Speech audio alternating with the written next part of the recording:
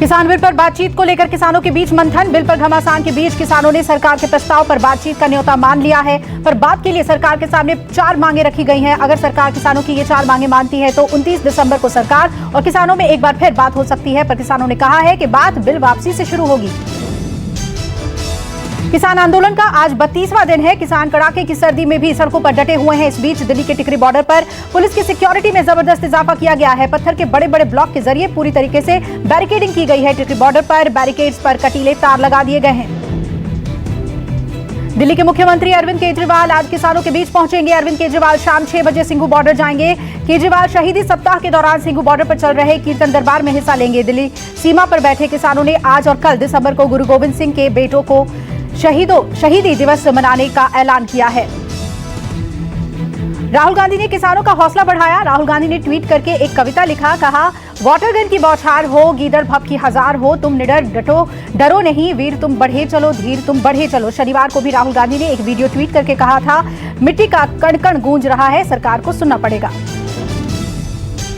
भूपेंद्र सिंह हुड्डा ने सीएम खट्टर से विधानसभा का विशेष सत्र बुलाने की अपील की। हुड्डा ने कहा किसान आंदोलन का मुद्दा क्यों नहीं मानती सरकार। हुड्डा ने कहा कि हरियाणा का अन्नदाता सड़कों पर है। दिल्ली बॉर्डर समेत पूरे हरियाणा में सरकार के खिलाफ आंदोलन कर रहा है। इससे बड़ा मुद्दा सरकार के लिए और क्या हो सकता है। जो किसानों की मांग है, मैं बार बार ये कह रहा हूँ, उनकी जायज मांग है, सरकार को मान लेनी चाहिए, क्योंकि जो उनकी आशंकाएं हैं वो दूर जभी होंगी जब सरकार इनकी बात मानेगी। इतनी सर्दी में किसान बैठे हैं और इतनी तादाद में बैठे हैं, इसका मतलब किसान के हित में नहीं है ये जो कानून आए हैं, और सरकार को किसानों की बात साल 2020 में आखिरी बार मन की बात कार्यक्रम को पीएम ने संबोधित किया। कहा नए साल पर लोकल चीजों का इस्तेमाल का संकल्प लें। पीएम मोदी ने कहा देश के लोगों ने मजबूत कदम उठाया, मजबूत कदम आगे बढ़ाया है। वोकल फॉर लोकल ये आज घर घर में गूंज रहा है। प्रधानमंत्री नरेंद्र मोदी ने कहा देश में नया सामर्थ्य पैदा हुआ है। इस सामर्थ्य का नाम आत्मनिर्भरता है। देश में बने खिलौने की मांग बढ़ रही है। अबुल फजल का किस्सा याद कर पीएम मोदी ने की कश्मीरी केसर की तारीफ। लोगों से कहा कि इस साल अपने देश के लिए रेजोल्यूशन लीजिए।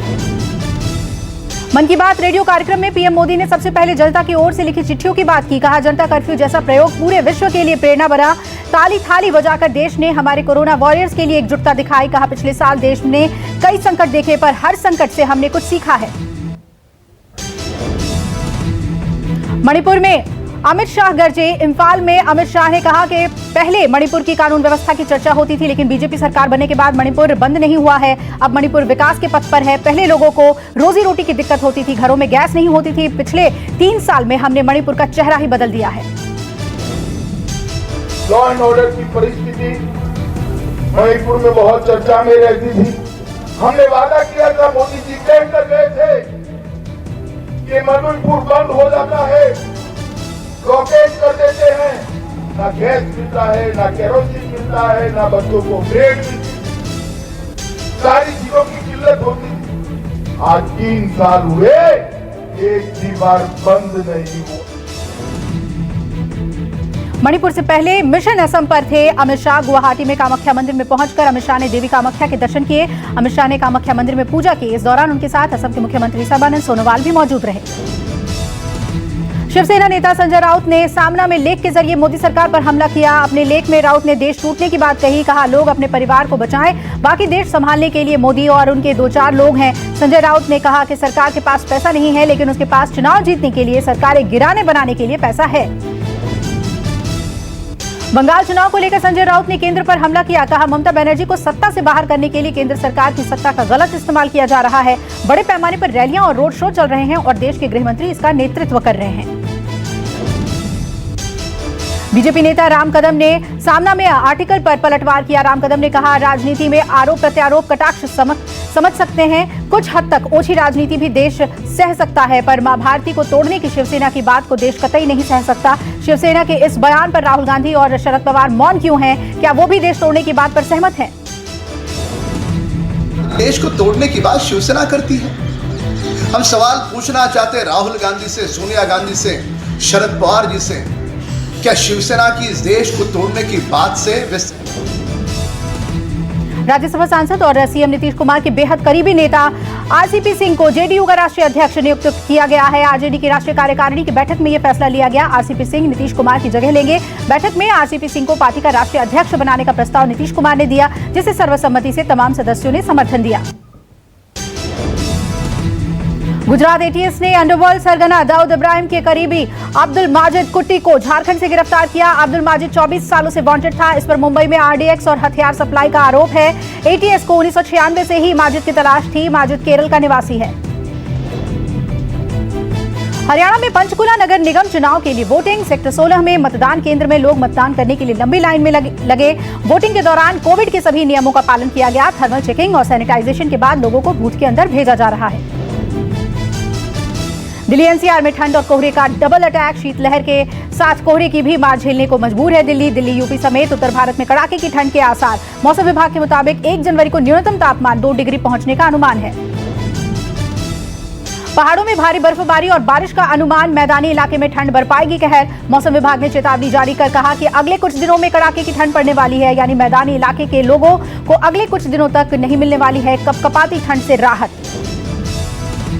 दिल्ली के बाद आज सुबह अंडमान निकोबार में भूकंप के झटके लगे। अंडमान निकोबार के डिगलीपुर में भूकंप के झटकों से हिली धरती। रिक्टर स्केल पर भूकंप की तीव्रता 4.1 मापी गई। भूकंप की वजह से जानमाल के नुकसान को कोई खबर नहीं। यूपी में फर्जी टेंडर के जरिए घोटाला करने वाले आईपीएस अरविंद सिंह की तलाश में पुलिस ने उनके लखनऊ वाले घर पर भगोड़ा नोटिस लगा दिया है। आईपीएस के दरवाजे पर नोटिस चिपकाने के साथ ही यहां हजरतगंज पुलिस ने डुगडुगी भी पिटवाई। आईपीएस अरविंद सिंह पहले भी भगोड़ा घोषित किए जा चुके हैं। पुलिस ने उनके ऊपर 25,000 रुपए का इनाम भी रखा है।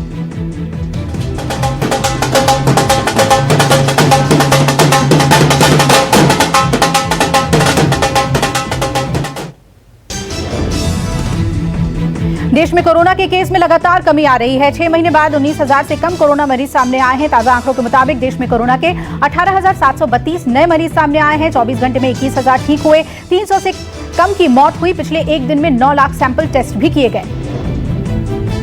भारत में कोरोना के कुल मामले बढ़कर 1,01,88,000 हो गए हैं। अब तक 1,47,622 लोगों की मौत हुई। कुल एक्टिव केस घटकर 2,78,000 पर आ गए। सबसे ज्यादा एक्टिव मरीज महाराष्ट्र और केरल में हैं। अब तक कुल 16,80,00,000 कोरोना के सैंपल टेस्ट किए गए हैं। कोरोना को लेकर राहत की खबर है। देश के सभी राज्यों में 90% से अधिक रिकवरी। स्वास्थ्य मंत्रालय ने डेटा ट्वीट किया। भारत में कोरोना मरीजों के ठीक होने का आंकड़ा 97,40,000 से ऊपर पहुंच गया। भारत में अब कुल 2.77% एक्टिव केस हैं। मुंबई में धीरे धीरे राहत की खबर आ रही है। धारावी के बाद अब दादर में भी कोरोना का कोई नया मरीज नहीं मिला। बीएमसी के मुताबिक हॉटस्पॉट रहे दादर में 30 अप्रैल के बाद ऐसा पहली बार हुआ है कि कोरोना का एक भी नया मरीज सामने नहीं आया। दिल्ली पुलिस के जवानों को कोविड वैक्सीन लगाने की तैयारी शुरू। 3 जनवरी 2021 तक जवानों और पुलिस अधिकारियों को डेटा अपडेट करने का आदेश दिया गया। कोविड-19 वैक्सीन लगने का दिन, तारीख और समय की सूचना दिल्ली के पुलिसकर्मियों और अधिकारियों को उनके मोबाइल फोन पर एसएमएस के जरिए बताई जाएगी। अहमदाबाद में कोरोना वैक्सीन के लिए ऑनलाइन रजिस्ट्रेशन शुरू, जिसमें निगम की ओर से कहा गया है कि जो लोग वैक्सीन सर्वे में हिस्सा नहीं ले पाए हैं वो ऑनलाइन रजिस्ट्रेशन करवा सकते हैं। निगम इसके लिए घर घर अपनी टीम भेजकर 60 साल के उम्र के लोगों का रजिस्ट्रेशन करवाना शुरू कर चुकी है और इसके लिए कोई भी नागरिक चुनाव कार्ड या ड्राइविंग लाइसेंस या पैन कार्ड से रजिस्ट्रेशन करवा सकता है। मुंबई में महिला जवान ने दौड़ती ट्रेन के सामने छलांग लगाकर एक बुजुर्ग की जान बचाई। मामला ग्रैंड रोड रेलवे स्टेशन का है। जब एक ट्रेन के इंतजार में खड़ा यात्री अचानक चक्कर खाकर गिर पड़ा, तभी एक महिला जवान भागती हुई उस शख्स तक पहुंची और ट्रैक पर कूदकर उसकी जान बचा ली। हादसे की तस्वीर वहां लगे सीसीटीवी में कैद हुई। मुंबई के चारकोप इलाके में बने साईं बाबा मंदिर में शॉर्ट सर्किट के चलते आग लग गई। हादसे में 2 लोगों की मौत हुई है और एक शख्स जख्मी हुआ है। हादसे के वक्त कई लोग मंदिर में सोए हुए थे। पुलिस मामले की जांच में जुटी। महाराष्ट्र के औरंगाबाद में राम मंदिर के साधु की ग्रामीणों ने की पिटाई। बताया जा रहा है कि साधु की गाय यहां के गांव वालों के खेत में चली गई थी, जिसे लेकर गांव वाले आग बबूला हो गए और साधु की पिटाई की। 25 से ज्यादा लोगों की पुलिस ने मामला दर्ज किया है। बंगाल के 24 परगना में एक दूध कारोबारी की गोली मारकर हत्या कर दी गई। हत्या के बाद से इस पूरे इलाके में हड़कंप मच गया। इस मामले को लेकर परिवार का कहना है कि टीएमसी कार्यकर्ताओं के साथ उठते बैठते थे राजेश, जिसे लेकर टीएमसी ने बीजेपी पर हत्या का आरोप लगाया है। फिलहाल इस मामले की जांच कर रही है पुलिस। दिल्ली के त्रिलोकपुरी में 2 पड़ोसियों के बीच झड़प के बाद फायरिंग की घटना सामने आई है, जिसमें एक शख्स की जान चली गई। इसके अलावा 5 लोग बुरी तरह से घायल हो गए। बताया जा रहा है कि फायरिंग 2 पड़ोसियों के बीच लड़ाई के बाद हुई। दोनों की ओर से ही जमकर पत्थर और कई राउंड गोलियां चली। ग्रेटर नोएडा के बिसरख में एक बड़ा हादसा हो गया। पानी के टैंक की दीवार गिर पड़ी। दीवार गिरने से पानी का टैंक फटने से 3 महिलाओं समेत 5 लोग घायल हुए हैं। हादसे में एक मजदूर की भी मौत हुई है। घायलों का अस्पताल में इलाज कराया गया। बिहार में शराबबंदी के बावजूद मुजफ्फरपुर के आंगनबाड़ी केंद्र से बरामद की गई सैकड़ों लीटर शराब। बताया जा रहा है कि ये शराब आंगनबाड़ी केंद्र में तहखाने में छिपा कर रखा गया था। पुलिस ने तहखाने से अवैध शराब को बरामद कर लिया। नेपाल के पीएम ओली ने राष्ट्रपति से की सिफारिश। 1 जनवरी को संसद के उच्च सदन का शीतकालीन सत्र बुलाने की सिफारिश की गई है। नेपाली सर्वोच्च अदालत ने संसद भंग किए जाने पर ओली सरकार को कारण बताओ नोटिस जारी किया। अमेरिका में फिलहाल नहीं मिलेगा लोगों को कोरोना राहत पैकेज। राष्ट्रपति ट्रंप ने पैकेज पर साइन करने से इनकार कर दिया है। ट्रंप के हस्ताक्षर न होने से अब जनता को मिलने वाली $2,30,000 अमेरिकी डॉलर की सहायता राशि नहीं मिल सकेगी, जबकि बाइडेन ने इस पैकेज पर हस्ताक्षर करने के लिए ट्रंप पर दबाव डाला है। ऑस्ट्रेलिया के खिलाफ बॉक्सिंग डे टेस्ट मैच के दूसरे दिन भारतीय कप्तान अजिंक्य रहाणे ने शतक जड़ा। दिन का खेल समाप्त होने तक टीम ने पहली पारी में 5 विकेट के नुकसान पर 277 रन बना लिए हैं। टीम इंडिया ने 1 विकेट पर 36 रन से आगे खेलते हुए दूसरे दिन की शुरुआत की।